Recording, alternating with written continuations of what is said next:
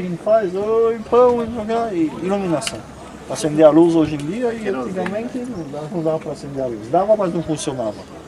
É que nem a história do... Sabe que os russos conseguiram falar, tem um sistema de falar com os mortos, né? Ouviram falar? Não. Não, só tem um probleminha. Eles não respondem. É uma coisa com a luz. Você pode acender, mas não funcionava naqueles tempos. Mas era iluminação, você pegava aquele potinho, aquela lâmpada, punha o óleo, o pavio dentro, acendia e era para iluminação. E como precisava, tem que ter bastante azeite e era de oliva. Ok, muito bem. Para que mais? Alimentação toda. Alimentação. Remédio.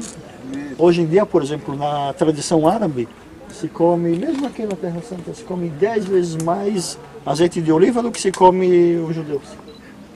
Hoje em dia, o azeite de oliva está entrando muito mais na culinária judaica também. E na israelense, vamos dizer assim, hoje já muita gente já cozinha, já frita com azeite de oliva, certo que não é nada barato, mas é muito bom para o alimento. Por exemplo, o árabe tem aquelas saladas, tem o hummus, grão de bico, pasta de grão de bico, tem aquela coalhada, você vai na casa deles, primeira coisa, se não tem azeite de oliva, não come. Então é muito bom, muito saudável. Quando eu minhas filhas, quando eu estou com elas, quando não estou trabalhando, fazer sanduíche, azeite de oliva em cima do pão, tem um tempero chamado zatar, para quem já ouviu falar, é muito bom, vem da Galileia principalmente. Põe, fecha e é o que tem. O que tem não, o que elas pedem. O que vocês querem? É o que elas pedem. Ou seja, muito bem também na hora de alimentar. Aliás, hoje o azeite de oliva está caro, em Israel não tem suficiente para toda a demanda, 1 litro está 45 shekels, só para entender um pouquinho. Divide por 3,5 vai ver mais ou menos, ok? Agora, depende, tem as boas marcas, tem má marcas, eu tenho amigos, eu compro só de árabes, um amigo meu, muito bom amigo meu, um beduíno, mora perto da minha cidade em que eu moro, e eu compro deles e como que tem um ano, só para entender, quando dá azeitonas, tem um ano que dá mais e um ano que dá menos. Esse ano foi o que dá mais, eu comprei 2 galões. Eu comprei mais ou menos 36 litros de azeite para dar para os 2 anos, mas senão o ano que vem... E não é o mesmo gosto, quando eles colhem e fazem mesmo, é outro gosto do que quando fazem industrial e vendem no... Mistura. Para que mais? Ok. Para alimento também. Então para que mais? Massagem naqueles tempos, tem o banho turco, nós vamos ver em Massada, por exemplo, vamos falar do banho turco, depois de passar, produto de beleza, em vez dos cremes do Mar Morto, tinha os cremes do óleo azeite, passava, que mais? Até na Bíblia. Para unção. A unção, ok, se fazer a unção também, mas ela tem um pouquinho, mas unção. A passagem do bom samaritano, todo mundo conhece?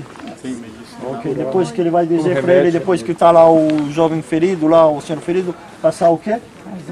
Azeite e vinho. Vinho, álcool, quem sabe, e o azeite era muito usado naqueles tempos, por exemplo, problemas de saúde, feridas, se passava com o cabeludo, se passava para tudo. Até hoje tem fábricas que usam azeite como produto medicinal. Quando está com dor de ouvido, esquenta o azeite e põe. Eu tive uma professora aqui por acaso ela é professora de medicina na Universidade de São Paulo. Ela pediu otorrino, ela pediu para explicar direito, eu explico. Não é por causa do azeite, é por causa do calor. Como você não pode pôr água que vai sair rápido, você põe azeite. E como você não pode pegar um ovo duro e pôr lá dentro, então o azeite é por causa do calor, mas também azeite. É um meio de ser azeite, ok? Como se fazia naqueles tempos azeite. E nos tempos bíblicos. Essa pedra aqui onde está cheio de água, chama-se memel em hebraico, não, parece uma tigela, né?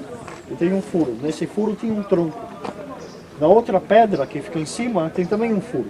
Então tinha um tronco assim, tinha um tronco assim, pegavam as azeitonas, põe em vez da água, pegavam, já que tinha já o eixo, pegou a força de animais ou de pessoas, começavam a esmagar as azeitonas e ia formando então já o azeite.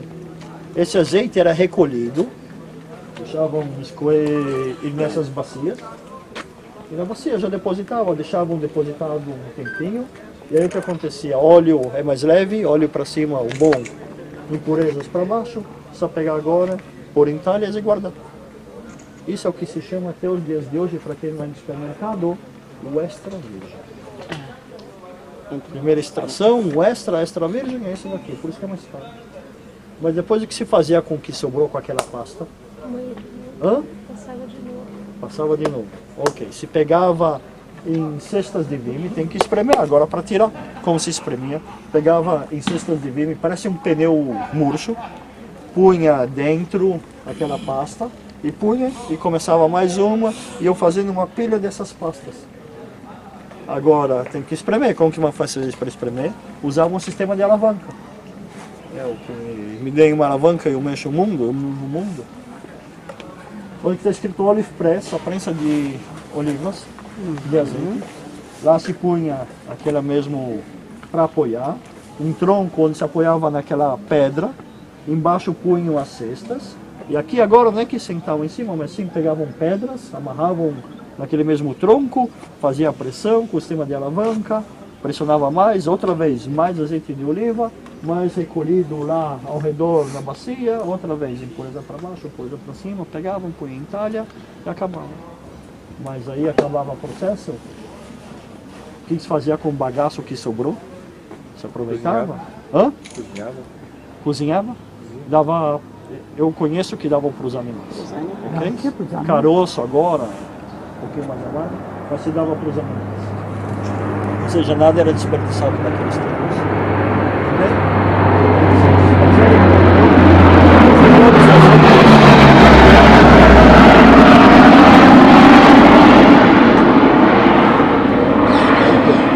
Os melhores azeites vêm da Galileia, aliás, os melhores azeites, tanto que dizem que no templo, realmente,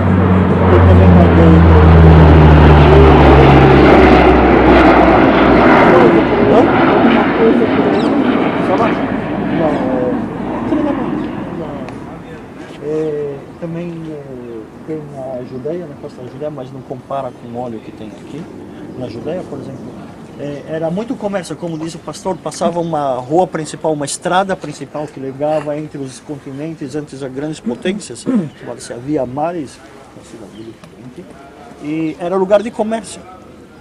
Israel também passava. Agora imagina, por exemplo, o Egito. O Egito não dá para ter azeite de oliva, porque é deserto, é um lugar muito mais árido. Então se vendia naqueles lugares, vinho se vendia para o Egito, fazer comércio. E melhores óleos saíam da Galileia. Tanto que no templo só levavam os melhores alimentos, as melhores frutas, as melhores qualidades. O azeite, dizem que vinha da Galileia. Ok? Romano. Esse lugar, Cafarnaum, foi descoberto, cidade de Cafarnaum, uma aldeia de pescadores, lembra que nós comentamos? Ok. Uma cidade importante, uma cidade grande, influenciada pelas águas termais que tem aqui, daqueles mesmos poços de água termais que nós estamos usando. Vamos aproveitar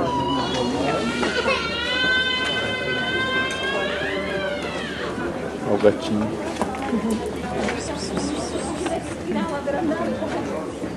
Se pisar no gato, hein? Quer ouvir?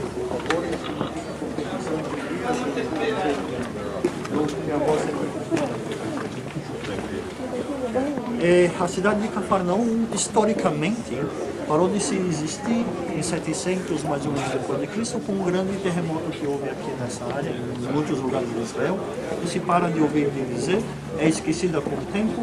Nos tempos atuais, depois ela é redescoberta, comprada mais ou menos em 1800, não importa agora a data exata, 1850, pelos franciscanos que vão escavar, principalmente um padre franciscano chamado Orfele. Ele vai escavar o lugar, ele redescobre isso daqui, o mais importante, a antiga cidade de pescadores de Cafarnaum. Agora, é o lugar onde que se aponta a casa da sogra de Pedro. Essa daqui. Três fatores que se pode apontar como quase o lugar exato do lugar onde passa Jesus, a casa da sogra de Pedro. O primeiro é de um diário de uma peregrinadora há 1700 anos atrás, só, mais ou menos, chamada Eugéria. ela passa por aqui, ela vai escrever quando ela vem. Quando eu passei por lá, quando eu fui, e ainda estava, quando descobri a idade dela, ainda não estava escavado o Cafarnaum. E quando que eu fui do outro lado, no Monte das Bem-aventuranças, que fica aqui em cima. E tinha uma escada que descia, acharam o Monte das Bem-aventuranças, sabiam onde eram, acharam as escadas. Do lado da cidade de Cafarnaum, descobriram, com essa ajuda também, onde que era a casa do sogro de Pedro, a igreja. E descobriram o lugar, descobriram a igreja, graças a esse mesmo diário dele. Quem quer deixar o diário depois, quem sabe acha daqui 2 anos. A segunda indicação é a igreja bizantina, muitas vezes que mostra o lugar, mostra a área. Essa daqui foi no círculo inferior, foi a primeira igreja, 300 anos depois de Cristo. A igreja depois aumenta, destruída, aumenta um pouquinho. Essa octagonal, a parede octagonal, podemos ver. Depois, 500 anos depois de Cristo, no siglo, aumenta um pouquinho mais a parede quadrada que nós podemos ver agora. Ok? Ou seja, quando já está a igreja, nós sabemos mais ou menos a área. Então, a igreja que é a área, e dentro desse mesmo lugar se encontram cacos de cerâmica, pedaços de cerâmica, dizendo Jesus, dizendo Pedro, dizendo o Senhor. Então, outra indicação, que seja o lugar exato onde que foi a casa de sogra de Pedro, embora realmente saber é difícil, mas onde que é o lugar que nós podemos dizer quase com certeza o lugar. Okay? Depois foi construída essa meia nave espacial de uma maneira interessante para não afetar o lugar e não ter que destruir. Então fizeram os pilares mais para fora e depois deixaram o lugar lá em cima. Ok? E habitou em Cafarnaum. 1. Depois está escrito, entrou em Cafarnaum. 3. Ensinou nas sinagogas da Galileia. Mas agora, vamos ver só um pouquinho do Evangelho de João. Só um pouquinho. João 6. Eu vou ler os últimos capítulos de João 6. E está escrito assim. Cadê? Não, tem que estar aqui. É João 6. Sobre o assunto da, como se fala, Santa Ceia. João 11. João 13. Não. É 13. 13 mesmo. Não. 13. 11 é o ressuscitado de Lázaro. Não é 11 não. Sim. João 6 tem que ser. 6 fala Jesus, o pão da vida. É isso mesmo. 6,51. 6. Lógico que 6. Agora gostei. Estava um pouco, achei que a Bíblia estava errada. Mas não pode ser nunca. Então vou falar realmente de João 6. Eu vou ler só os últimos 4 ou 5 capítulos. Por quê? Perdão, versículos. Lógico. Atenção. Está escrito assim. Quem comer a minha carne e beber o meu sangue tem vida eterna. Eu ressuscitarei no último dia. Pois a minha carne é a verdadeira comida e o meu sangue é a verdadeira bebida. Quem comer a minha carne e beber o meu sangue permanece em mim e eu nele. Assim como o Pai que vive me enviou, igualmente eu vivo pelo Pai, também que de mim se alimenta, por mim viverá. Este é o pão que desceu do céu. É nada semelhante àquele que os vossos pais comeram e contudo morreram. Quem comer este pão viverá eternamente. E atenção, estas coisas diz Jesus quando ensinava na sinagoga de Cafarnaum. Está escrito aqui? Cafarnaum. Por isso que eu gosto de ler disso aqui, porque nós estamos lembrando de que Jesus na sinagoga de Cafarnaum ensinou sobre o que nós conhecemos como o pão da vida ou a santa instituição da Santa Ceia. Ensinando. Mas você sabe que uma sinagoga não é para ensinar. Mas sempre uma sinagoga tem outro quarto pequenino que se chama Beit Midrash. E o quarto pequenino está lá, aquela porta dentro.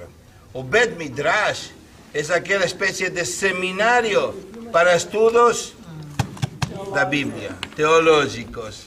Então, toda sinagoga tem um Bet Midrash. Então, nós só temos que imaginar que estava aqui Jesus ensinando na sinagoga de Cafarnaum. Mais dois detalhes. Lá em cima, dá para ver que existia uma porta. Era o segundo andar da sinagoga de Cafarnaum. Por que o segundo andar? Para as mulheres. Por que para as mulheres? Deuteronômio 6 diz: e me amarás com todo o coração, mente, corpo e alma. Que isso me amarás? Orar a Deus. Mas se de repente aquela lei de dividir mulheres e homens não existe, e aquele homem está amando a Deus, e uma mulher, desculpa da maneira de um argentino falar, entra com uma mini saia, acabou a amar a Deus.